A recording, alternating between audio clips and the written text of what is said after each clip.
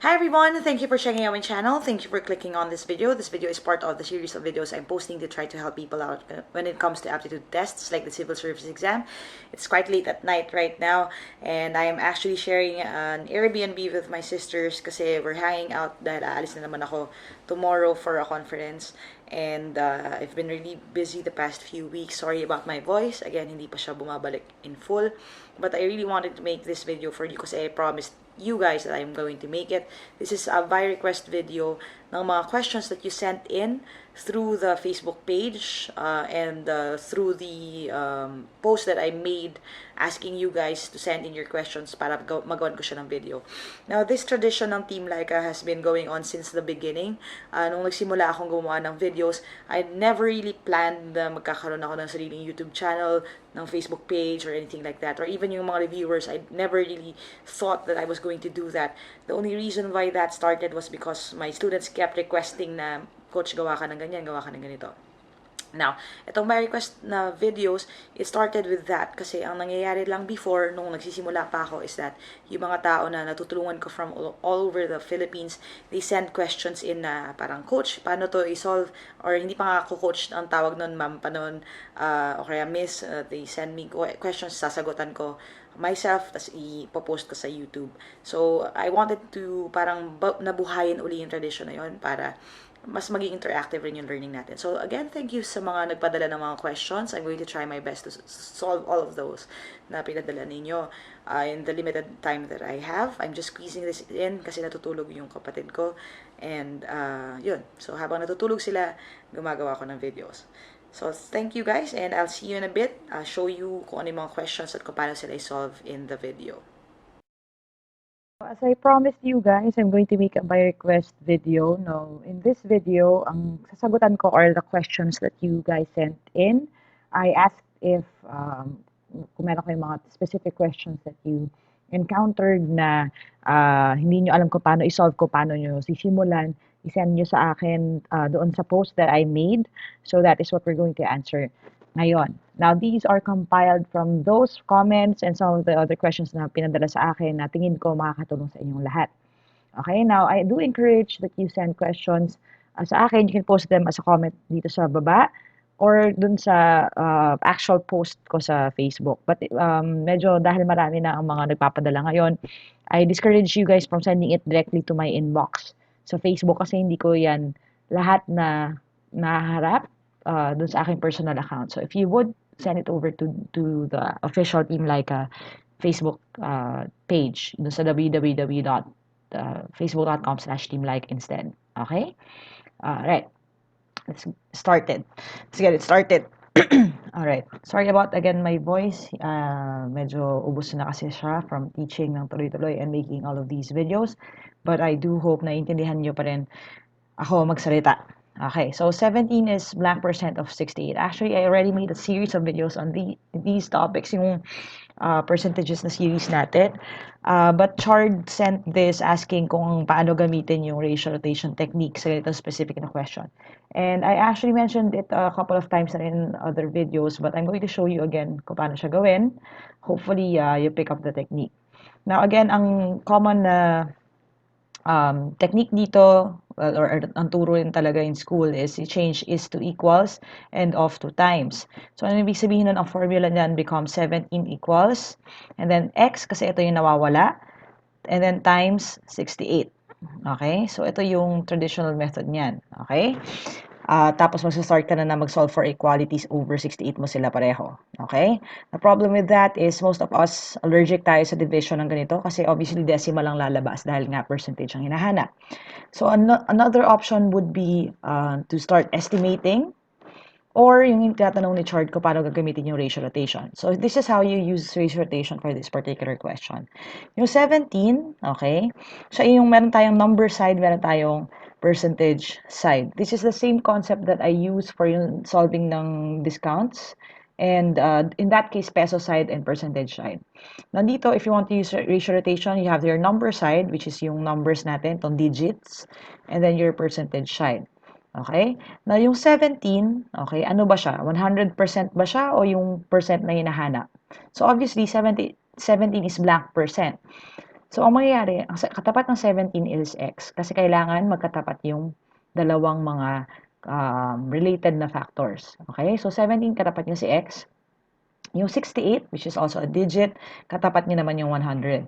Now, bakit to automatic na 100%? Kasi yan yung original number. Yung original number, okay, siya ang laging 100%. So, that is what happens. Ito yung magiging ratio natin. Okay? So again, you can start solving na using this and iikot natin siya. Now, in this case, in particular, it's a little bit tricky kasi yung 17, okay, hindi naman siya masyadong madaling i-factor kasi prime number na yung 17, no? Kaya, you can actually start na by dividing it na lang right away. Hindi masyadong productive to use ratio rotation pa in this one kasi nga, ano na siya eh, mahirap na siya i-factor. Okay? Now, if you use the same technique, it's going to be the same din na output naman. Baka maguluhan lang kayo lalo. So, yung 17 na lang divided by 68. Okay? What you could do would be to think of what you would do sa 17 para maging 68 siya instead of anong gagawin mo sa 68 para maging 17. Kung meron kang mga options, mas madali yan.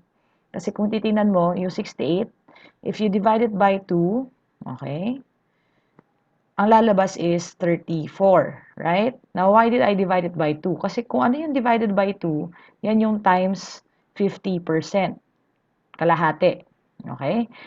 And yung 32 is 50% of the number. Ngayon, yung 17, if you look at it, comparing it dun sa 34 mo, maliit pa masyado yung 17 dun sa 34. Okay? But you will start to notice yung relationship ng numbers, right? Mababa siya. If babawasan ko pa ito ng gradually, okay? Kung gagawin ko tong kalahati na kalahati or 25%, okay? Ang 25% will be kalahati ng 50%. And if you notice, ang 17 kasi, times 2 is 34. So, ibig sabihin nun, ang 25% is 17. So, again, ang sign here is to, ang clue here, ang technique here is to try to find different ways basta makuha mo yung tamang sagot. Kung ayaw mo talagang mag-divide. Okay? So, if you notice here again, ang 17 is 25%. So, the answer here is 25%. Now, anong ibig sabihin nun? Kung may options ka, you can just reduce and reduce yung numbers hanggang lumabas doon sa pinakamalapit sa hinahanap mo. Look at the options, ano yung pinakamalapit. Okay? So, I just wanted to talk to you about that para lang baka sakaling may mapulot pa kayo dito sa pagkakasolve ko. Okay? Now, MJ Buying sent this. Sabi niya, a motorcycle covers 225 kilometers in 2.5 hours. How far can he go in 1 3/4 hours? Now, this kasi is a speed and distance na problem. So, you can start using yung speed, distance, and time formula natin. So, first step na gagawin mo is to find out the speed. Okay? Kung ano yung speed ng motorcycle. You can do it by dividing the distance over time, which is yung 225 divided by 2.5 hours.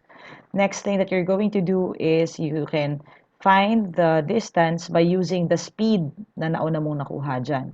Now, the problem with that is it takes up time. So, a lot of time. Iko-convert mo pa, i-divide mo pa yon, i-multiply mo pa uli dito, and so on and so forth. So, there's something that I teach exclusively sa live review events, and that is how to use ratio rotation for these questions para hindi ka na dumaan doon sa formula. Ang gagawin mo lang, itatapat mo lang yung kilometer sa kapwa niya kilometer, hour sa kapwa niya hour. Bakit? Kasi in this first sentence, a motorcycle covers 225 kilometers in 2.5 hours. Okay? Tapos, ang hinahanap mo, kung ilang kilometers, magiging x, okay, yung katapat na ita-travel niya in 1 3/4 hours. Okay? Now, obviously, mahirap yan iikot kasi nga naka-fraction form. Okay? And some people don't like using yung fraction form. What you could do would be to convert them into decimal. So 225, kilometers over 2.5 hours, okay, equals x over 1.75 hours. That is, again, if you're familiar with your decimal. Another option that you could do if you really need that help or allergic talaga kayo sa decimal would be to change these into minutes kasi pag naging minutes yan, hindi na yan magiging fraction or decimal, magiging whole number na siya. So, pwede mo rin gawin 225 over 2.5 hours. So, ang dalawat kalahating oras ay 150. Yung mga hindi nakakaalam kung anong ginawa ko, that is just dahil, di ba, sa isang oras may 60 minutes. Okay? So, dalawang 60 plus kalahati, which is 30. Tapos dito, x over, and then isang oras is 60, plus 3/4 ng 60, which is 45. So, that is 105 minutes. But the thing here, ang beauty nito is all of those, kahit alin pa dyan ang gamitin mo, okay, you will come up with the same answer. Okay? So, ano lang kailangan natin gawin? You just choose kung anong best na nag-work para sa inyo. In my case, okay, I would rather use yung decimal, okay, here. It's not a big deal naman sa akin.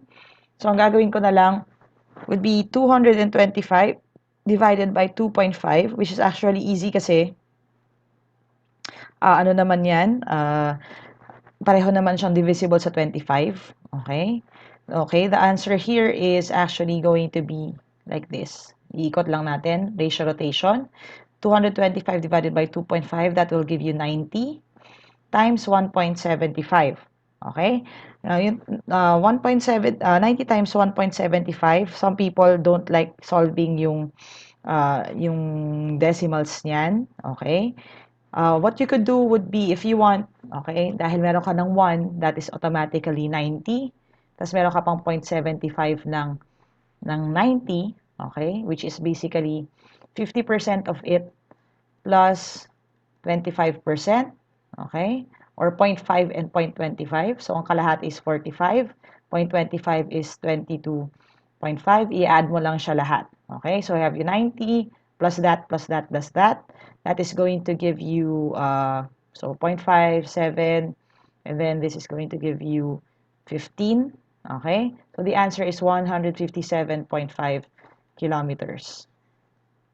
Okay? Now again, you can use that, itong decimal, you can use this kung comfortable kayo with fractions. Kahit gamitin nyo dito, you're still going to give, still going to give you the same answer. Okay? Next. Ito. The ratio, sabi naman, sinento ni Amor Day, sabi niya, the ratio of males to females in an organization is M is to F. How many females are there if there are T females? Okay, so again, ratio problem ito. Sabi ang ratio daw ng male is to female is like that, M is to F.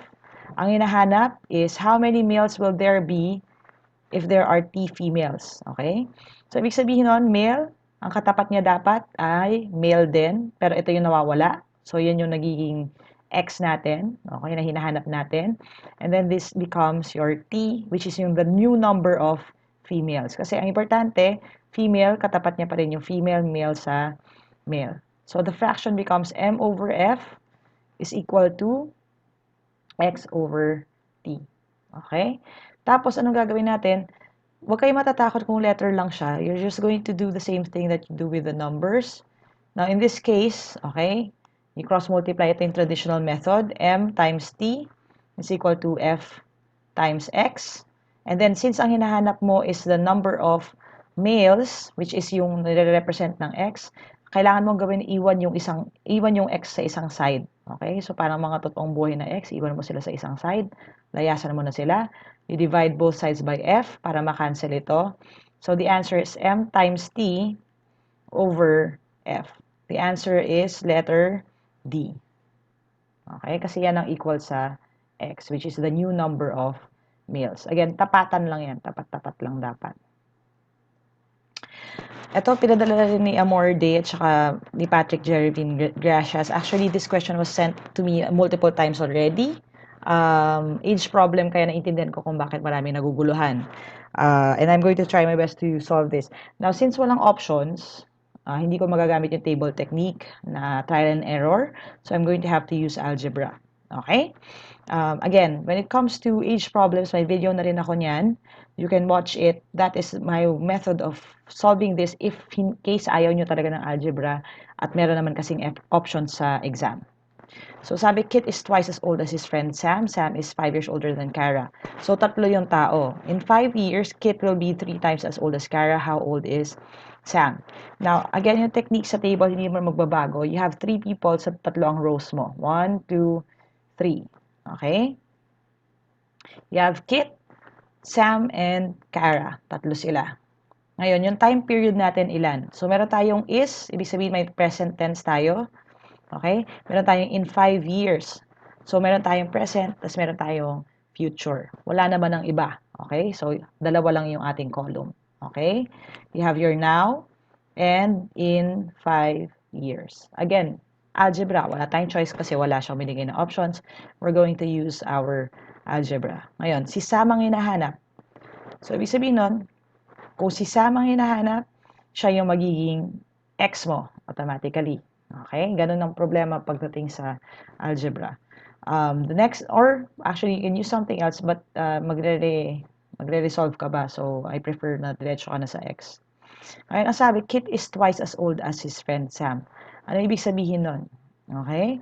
Si Kit is older than Sam. Twice nung age ni Sam. Okay? Para sinabi mo na ang edad ni Kit ay doble nung edad ni Sam. So, kung si Sam now, which is ang hinahanap natin ngayon is X, Kit becomes 2X. Next, sabi, Sam is 5 years older than Kara. Ano ibig sabihin nun? Mas matanda si Sam ng 5 years kay Kara. So, kung naguguluhan kayo sa kung paano to i-convert into an equation, Tagalogin natin and you use real ages. For example, kung Sam is 5 years older than Kara at si Sam ay 25 years old, siya ay 5 years older, ibig sabihin si Kara will be 20 years old. Anong ginawa natin sa 25 para maging 20? Nag-minus 5 tayo. So, ano ibig sabihin nun? To get Kara's age, that you're going to have to subtract 5 from Sam's age. So, X, which is yung age ni Sam, minus 5, yun ang age ni Kara. Ngayon, in 5 years, sabi, Kit will be 3 times as old as Kara. So, anong ibig sabihin nun? In 5 years, kukunin natin yung age ni Kit. Now, tuwing tumatalon tayo ng column, pa-right, mag-a-add ka. So, in this case, dahil 5 years, that is 5. So, 2x plus 5 ang age ni Kit. And ang sabi, will be 3 times as old as Kara. Ibig sabihin si Kara naman, x minus 5 plus 5, that is going to be x. Tapos, ang equation natin is that in 5 years yung age ni Kit, which is 2x plus 5, is, okay, or will be, so equal siya, 3 times as old as Kara. So, ano yung age ni Kara? X. So, that becomes our equation. So, 2x plus 5 is equal to 3x. Okay? Iiwan natin yung 5 dito sa side na to. Ito, ililipat natin sa kabila. 3x minus x, minus 2x is equal to 5. So, 5 is equal to x. So, the answer is x. Now, to check that, I'm going to just change my pen's color.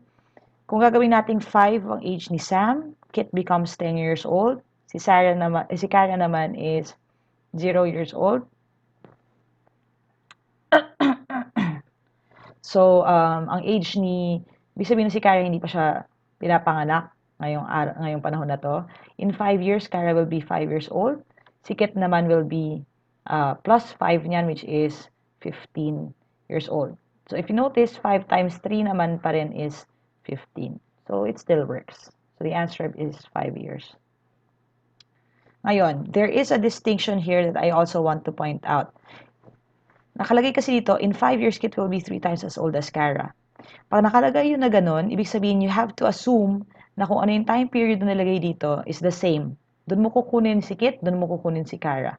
I know probably dito maraming naguguluhan. Okay?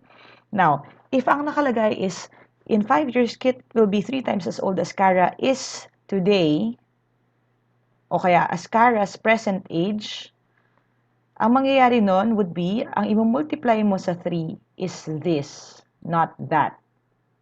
But since hindi siya nakaspecify at ang leading na statement ng sentence is in 5 years, you have to consider na ang hinahanap mong age ay yung in 5 years ni Kit at ni Kara. Okay? So the answer is 5 years old.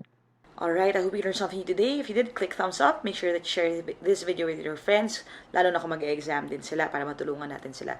I'm very happy that the team is growing. Subscribe to this channel. Hit the bell icon para malaman ninyo as soon as the next video posts. I'm making another one by request video. Baka yung question that you sent in, nandun na siya. The reason for that kasi hindi kasya sa isang video lang. Okay? So, thank you again and God bless. If you want to send in your own questions, you can send it or post it at www.facebook.com/Team Lyqa. That is also where I send or I post all of my exercises and the links to the new videos kung meron mga bago. So go there. And also if you want to get your own reviewers or if you want to attend one of the live review events, that's also where I announce it. So thank you guys for watching. Bye for now. See you next time. Aja aja. Kaya niyan.